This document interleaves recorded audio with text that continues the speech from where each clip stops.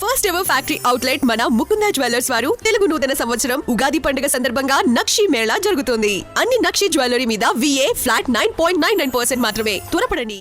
మాజీ మంత్రి రోజా తనను మించి మాట్లాడేవారు రాష్ట్ర రాజకీయాల్లో ఎవరూ లేరనుకుంటారు. ఏ స్థాయిలో ఉన్న వ్యక్తిపై అయినా తనదైన శైలిలో రాజకీయ విమర్శలు చేస్తారు.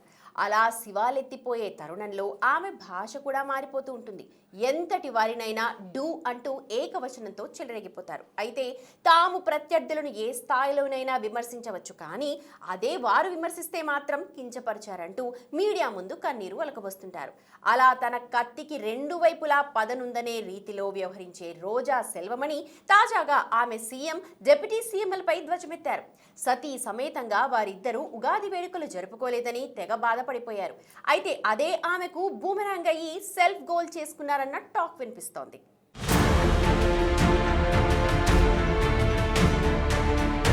మాజీ మంత్రి రోజారెడ్డి అదేనండి నగరి మాజీ ఎమ్మెల్యే రోజా సెల్వమణి తనకు తానే పొలిటికల్ ఫైర్ బ్రాండ్ లా ఫీల్ అయిపోతూ నోటికొచ్చింది మాట్లాడేస్తుంటారు. టీడీపీలో రాజకీయ శిక్షణ పొందిన ఆ మాజీ హీరోయిన్ అప్పట్లో చంద్ర ప్రచండంగా స్వర్గీయ వైఎస్ఆర్ ను చీల్చి చెండాడే ప్రయత్నం చేశారు. టీడీపీలో ఉన్నప్పుడు 2004, 2009 ఎన్నికల్లో చంద్రగిరి, నగిరిల నుంచి ఎమ్మెల్యేగా పోటీ చేసినప్పటికీ ఆమెకు తన సినీ గ్లామర్ కానీ, తమిళ మాజీ డైరెక్టర్ అయిన భర్త సెల్వమణి ఇమేజ్ కానీ కలిసిరాక ఓటమి పాలయ్యారు. టీడీపీ కూడా అధికారంలో లేకపోవడంతో వైఎస్ సమక్షంలో కాంగ్రెస్ లో చేరారు. 2014 ఎన్నికల నాటికి వైసీపీ పంచకు చేరిపోయారు.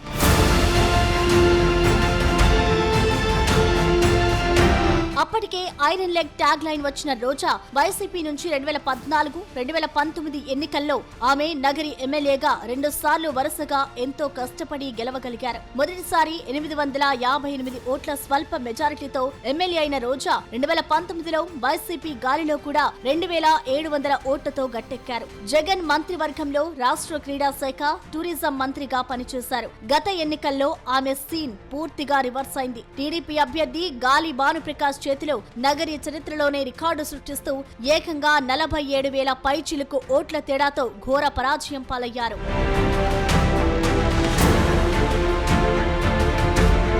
కింద పడ్డా తనదే పై చెయ్యి అన్నట్లు వ్యవహరించే రోజా సెల్వమణి వైసీపీ హయాంలో మంత్రి కంటే ఆమె తన దూకుడు, తన విపరీత వ్యాఖ్యలతో ఎప్పటికప్పుడు వివాదాల్లో చిక్కుకుంటూ ఫోకస్ అయ్యారు. ప్రత్యర్థులను, రాజకీయాలకు దూరంగా ఉన్నవారి కుటుంబ సభ్యులను కూడా విమర్శిస్తూ వైసీపీ బూతు మంత్రుల లిస్టులోకి ఎక్కారు. ముఖ్యంగా చంద్రబాబు సతీమణి భువనేశ్వరి, పవన్ కుటుంబం, ఆయన వివాహాలపై తీవ్రమైన కామెంట్స్ చేశారు. పవన్, లోకేష్ లపై వ్యక్తిగతంగా ఆమె చేసిన విమర్శలకు లెక్కే లేదు. అంటే వీళ్ళు హిందువుల అనే అనుమానం ఈ రోజు చంద్రబాబు నాయుడు మీద, పవన్ కళ్యాణ్ మీద ఈ రాష్ట్ర ప్రజలందరికీ కూడా వస్తుంది. ఎందుకంటే ఒక హిందూ అనేవాడు ఈ విధంగా స్వామివారిని గాని, స్వామివారి గుడులను గాని, స్వామివారి ప్రసాదాన్ని కానీ దిగజార్చే విధంగా రాజకీయాల్లోకి లాగరు. లేని వాటిని ఉన్నట్టుగా ఏ విధంగా లడ్డూలు అది కలిసింది ఇది కలిసింది అని చెప్పి ప్రజల్ని ఈరోజు భయభ్రాంతులు చేయటమే కాకుండా భక్తుల మనోభావాలను దెబ్బతీస్తారు. ఆఖరికి సుప్రీంకోర్టు సిట్ ద్వారా, సిబిఐ ఇచ్చిన రిపోర్ట్ ద్వారా దీంట్లో జంతు కొవ్వు కలవలేదు, ఇదంతా కూడా ఫేక్, దేవుణ్ణి రాజకీయాల్లోకి రాగద్దని చెప్పిన తర్వాత కూడా ఇంకా ఈరోజు సీఎం గానీ, డిప్యూటీ సీఎం గానీ, ఆఖరికి హోమ్ మినిస్టర్ కూడా ఎలా దిగజారిపోయి మాట్లాడుతున్నారో రోజు రోజుకి మీరు గమనిస్తున్నారు. నగరి వైసీపీ శ్రేణులు తీవ్రంగా వ్యతిరేకించడంతో గత ఎన్నికల్లో దారుణంగా ఓడిపోయిన రోజాని ప్రస్తుతం నగరి వైసీపీ ఇన్ఛార్జ్ గానే కొనసాగిస్తున్నారు. ఆమె జగనన్న అని పిలుచుకునే మాజీ ముఖ్యమంత్రి. అలాంటి జగన్ మెప్పు కోసం అన్నట్లు ఉగాది సందర్భంగా ఆమె చంద్రబాబు, పవన్ కళ్యాణ్లపై నోరు పారేసుకుని రోజా తనతో పాటు పార్టీని కూడా ఇరుకున పడేశారన్న చర్చ పొలిటికల్ సర్కిల్స్ లో నడుస్తోంది. తిరుపతిలో జరిగిన పార్టీ కార్యక్రమంలో పాల్గొన్న రోజా సీఎం, డిప్యూటీ సీఎంలు కుటుంబంతో కలిసి ఉగాది జరుపుకోలేదని విచిత్రమైన విమర్శలు గుప్పించారు.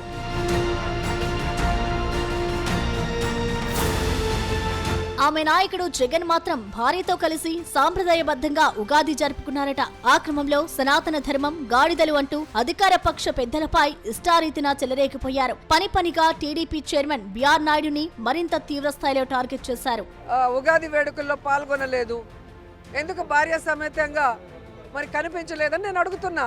మీరు అడుగుతారు కదా, మా జగనన్న, మా వదిన భారతమ్మ ఎంత లక్షణంగా ఉగాది పండుగ జరిపి ఈ రాష్ట్ర ప్రజలందరికీ కూడా విషెస్ చెప్పారు. మరి సనాతన యోధుడు ఏదో హిందూ ధర్మాన్ని, హిందూ కల్చర్ని కాపాడడానికి పుట్టినట్టు కథలు చెప్తాడు కదా పవన్ కళ్యాణ్. మరి ఆయన భార్య తెలుగు వాళ్ళ నూతన సంవత్సరం ఉగాది టైంలో ఎక్కడికి వెళ్ళారు? ఎందుకు రాష్ట్రంలో కనిపించలేదు? ఎందుకు ప్రజలకు విషెస్ చెప్పలేదు భార్య సమేతంగా వచ్చి? ఇక సిగ్గులేని బిఆర్ నాయుడు ఒకడు ఉన్నాడు. అసలు తిరుమల మీద చిన్న పోస్ట్ దొరికినా కూడా అది వాళ్ళ పూర్వజన్మ సుకృతంగా భావిస్తారు. చైర్మన్ పదవి అయినా నాకేం పని లేదా, నాకేం ఇది అన్నం పెడుతుందా, నాకు హైదరాబాద్లో ఇన్ని బిజినెస్లు ఉన్నాయి, అన్నీ ఉన్నాయి, మరి రాజీనామా చేయి, నిన్ను ఎవడు కంటిన్యూ అవ్వమన్నాడు?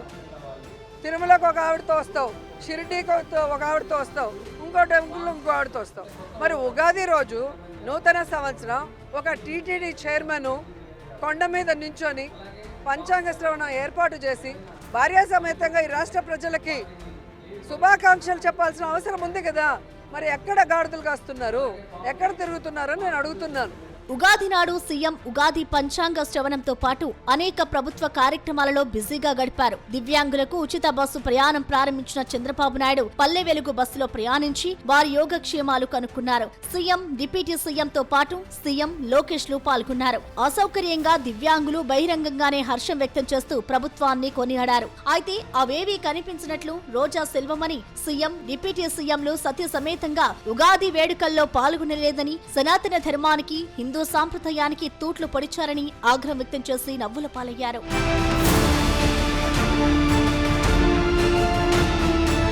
శరమామూలుగానే ఎప్పుడూ తొందరపాటు వ్యాఖ్యలతో వార్తల్లో నిలిచే రోజా ఉగాది రోజు నుంచి నెటిజన్లకు టార్గెట్ అవుతున్నారు. మాజీ మంత్రి రోజా కామెంట్స్ పై తీవ్ర స్థాయిలో ఆగ్రహం వ్యక్తం చేస్తున్నారు. రోజాపై మండిపడడం అటుంచితే ఆమె కారణంగా మాజీ సీఎం జగన్ దంపతులపై సోషల్ మీడియాలో ట్రోలింగ్ పీక్ స్టేజ్ కి చేరింది. పర్వదినాలంటే వైసీపీ అధ్యక్షుడు తాడేపల్లి నివాసంలో సెట్టింగులు వేయించి కానిచ్చేస్తుంటారు. సీఎంగా ఉన్నప్పుడు ఏకంగా తిరుమల సెట్టే వేయించుకున్నారు. అసలు సినిమా సెట్టింగులు వేయించుకుని భార్యతో కలిసి ఉగాది వేడుకలు నిర్వహించడం కాదు, మీ నాయకుడు తన భార్యతో కలిసి తిరుమలకో లేకపోతే అక్కడే ఉన్న చిన్న ఆలయానికి రాగలరా అని సవాళ్లు విసురుతున్నారు. పూజలంటే దేవుడి ముందు కూర్చొని చేస్తారని, అంతేకాని దేవుడి ఫోటోల ముందు కుర్చీల్లో కూర్చొని రాజసం వెలగబెట్టారని సెటైర్లు విసురుతున్నారు.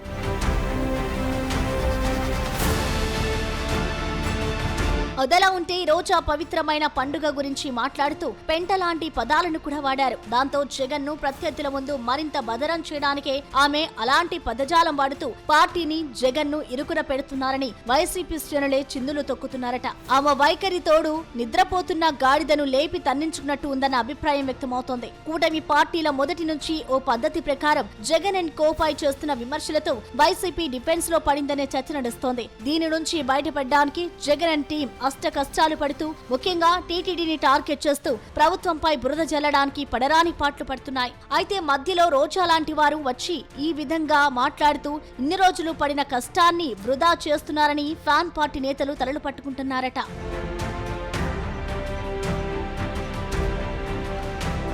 చంద్రబాబు నాయుడు, పవన్ కళ్యాణ్, నారా లోకేష్ ఈ మధ్యకాలంలో వ్యవహరిస్తున్న తీరు హిందూ వాదానికి ప్రాధాన్యత ఇచ్చే విధంగా ఉందని రాజకీయ విశ్లేషకుల మాట.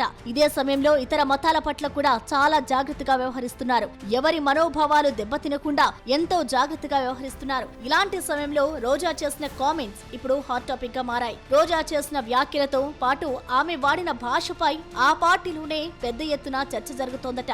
జగన్ నిర్వహించిన ఉగాది వేడుకలపై కూడా సోషల్ మీడియాలో ట్రోలింగ్ జరుగుతుండడం కారణం రోజా చేసిన కామెంట్స్ అని వైసీపీ వర్గాలు గుర్రుగా ఉన్నాయట. అయినా రోజా తాను మాత్రం తగ్గేదే లేదని అంటున్నారు. పాజిటివ్ ఆర్ నెగటివ్ ఏదో ఒక విధంగా జనం నోళ్లలో నానుతూనే ఉండాలన్నట్లు ఆమె వ్యవహరిస్తున్న తీరుతో విసిగి వేసారిపోతున్నాయట వైసీపీ శ్రేణులు. అంతేనేండి, సినిమా ఛాన్సులు లేవు, టీవీ షోల్లో పక్కన పెట్టేశారు. పొలిటికల్ గా ఎలాంటి ఉపాధి లేదు, ఎవరి బాధలు వారివి.